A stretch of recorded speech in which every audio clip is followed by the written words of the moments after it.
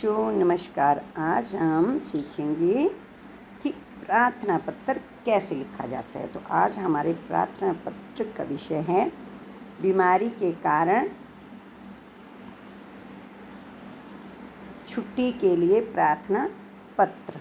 तो बच्चों अमूमन ऐसा होता है कि जब आपको छुट्टी लेनी होती है, आप मुख्य अध्यापक या मुख्य अध्यापिका के पास जाते हैं और इस तरह से कहते हैं कि मैम मैं बीमार हूँ और कल मुझे अस्पताल जाना है, इसलिए मुझे स्कूल नहीं आना है और मैं छुट्टी लेना चाहता हूँ। तो आपको छुट्टी मिल जाती है। पर जब लड़का यहाँ पर कहते हैं और मुख्य अध्यापक यहाँ पे होते हैं, मुख्य अध्यापिका भी होती है, अध्यापक भी होते हैं हमारे स्कूलों में। जब मुख्य अध्यापक होते हैं तो यहाँ पर लड़का जो है वो भी इस तरह से कहता है कि मुख्य अध्यापक जी मुझे कल अस्पताल जाना है, मैं बीमार हूँ, मुझे छुट्टी लेनी है। तो हम आपको छुट्टी मिल जाती, लेकिन अब आप पढ़ना सीख गए। अब आपको छुट्टी बोलकर नहीं मिलेगी, अब आपको लिखित रूप में छुट्टी देनी होती है, तब आपको छुट्टी मिलेगी। अब प्रार्थना पत्र किस तरह से लिखना है।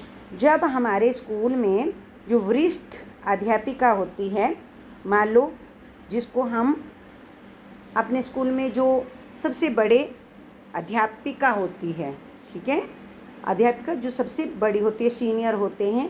और वरिष्ठ शब्द इसके लिए हम यूज करते हैं हिंदी में,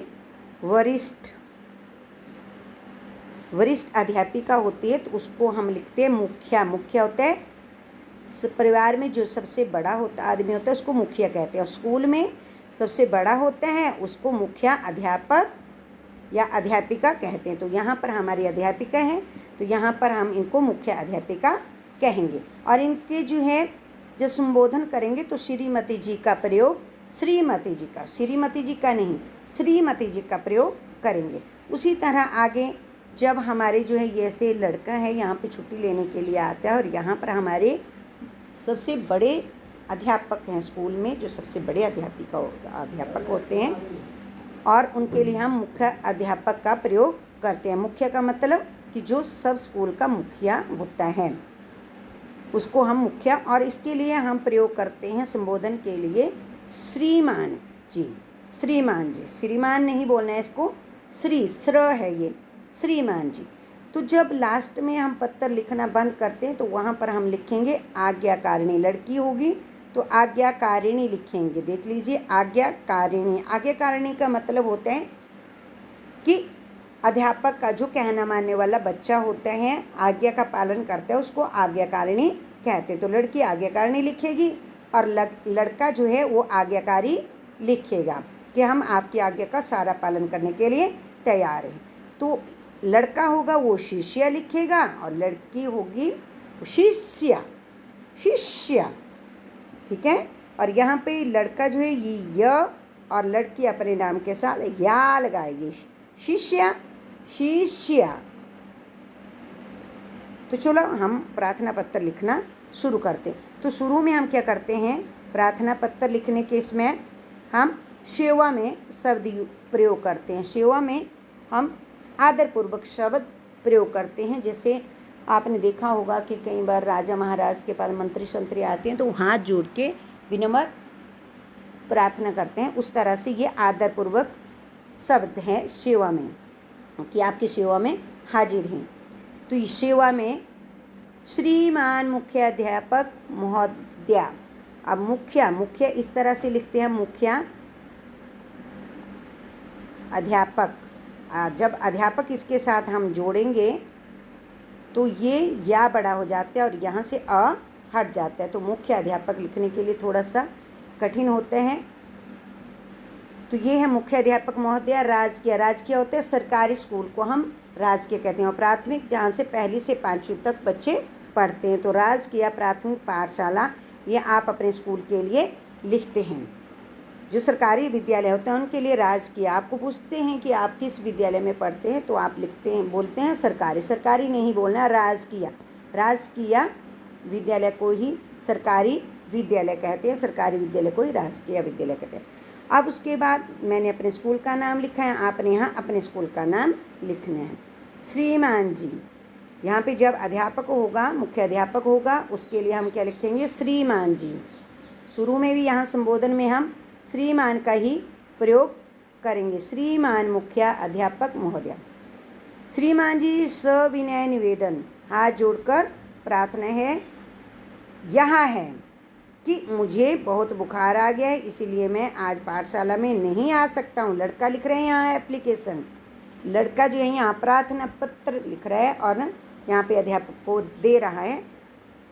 तो आता है, आप मुझे एक दिन की छुट्टी दे दें, आपकी बहुत मेहरबानी होगी। मेहरबानी होगी, कृपा होगी, आपकी महती कृपा होगी, इस तरह से हम इस शब्द को लिखते हैं। कृपा का मतलब कि आपकी मेहरबानी होगी, मेहरबानी कि आप का जो है मैं बहुत बहुत धन्यवादी हूँगा।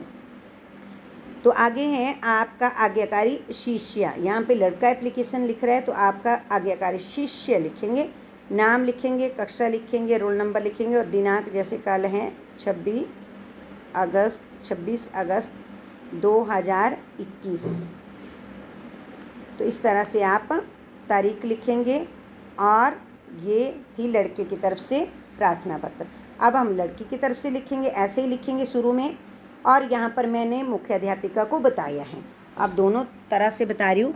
जब हमारे स्कूल में सबसे बड़े अध्यापक होते हैं उनको मुख्य अध्यापक कहते हैं, और जो सबसे बड़ी अध्यापिका होती है यानी कि मैडम होते हैं, तो उनको हम लिखते हैं मुख्य अध्यापिका। मुख्य यानी कि जो परिवार में सबसे बड़ा होते हैं, उसी तरह स्कूल में भी जो सबसे बड़ा होते हैं उनके लिए मुख्य अध्यापक या मुख्य अध्यापिका का प्रयोग करते हैं। तो उसी तरह राजकीय प्राथमिक पाठशाला, अपने स्कूल का नाम लिखना है। जैसे मेरे स्कूल का नाम है यहाँ पर गेहड़वी।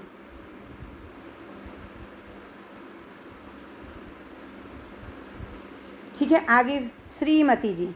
जब यहाँ पे मुख्य अध्यापिका होगी तो श्रीमती का प्रयोग करेंगे। सविनय निवेदन यह है कि मुझे बहुत तेज़ बुखार है, इसीलिए मैं आज पाठशाला में नहीं आ सकती हूँ। जब लड़की यहाँ पे लिख रही है तो सकती हूँ आता है, आप मुझे एक दिन का अवकाश देने की कृपा करें, आपकी महान कृपा होगी। आपकी आज्ञाकारिणी शिष्य। अब लड़की यहाँ पे आज्ञाकारिणी लिखेगी और अपना नाम, क्लास और लास्ट में आप अपना दिनांक लिखेंगे। तो दिनांक किस तरह से लिखेंगे? जैसे है यहाँ पे कल 26 अगस्त